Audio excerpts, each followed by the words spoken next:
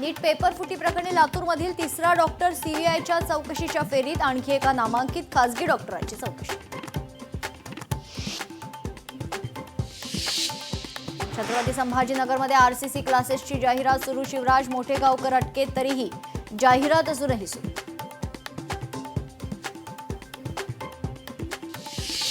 नाशिकमध्ये कुठल्याही प्रकारचा इंधन तुटवडा नाही, गेल्या वर्षीच्या तुलनेत इंधन साठ्यात 19% वाढ, जिल्हाधिकारी आयुष प्रसाद यांची माहिती।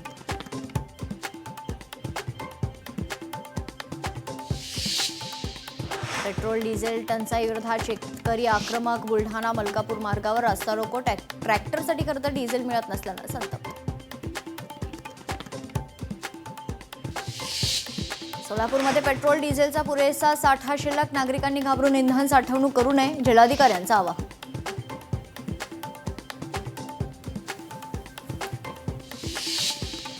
नांदेडमध्ये विष्णुपुरी प्रकल्पाच्या पाणी वाटपावरून शेतकरी आक्रमक, प्रशासनाविरोधात तीव्र नाराजी व्यक्त।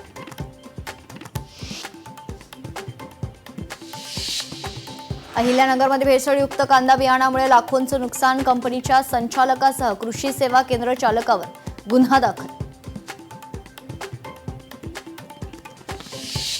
कोल्हापुरातील निपाणीत भाजप काँग्रेसमध्ये राडा, पंतप्रधान आवास योजनेमधील घर वाटपावरून वाद, आमदार जोल्ले यांच्या कार्यक्रमावर काँग्रेसचा आक्षेप।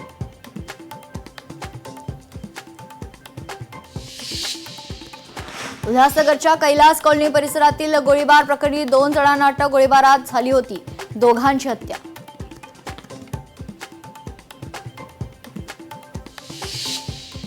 अभिनेत्री आणि मॉडेल त्विषा शर्मा मृत्यू प्रकरणाचा तपास आता सीबीआयकडे, कुटुंबाचा स्थानिक पोलिसांवर पुरावे नष्ट केल्याचा आरोप।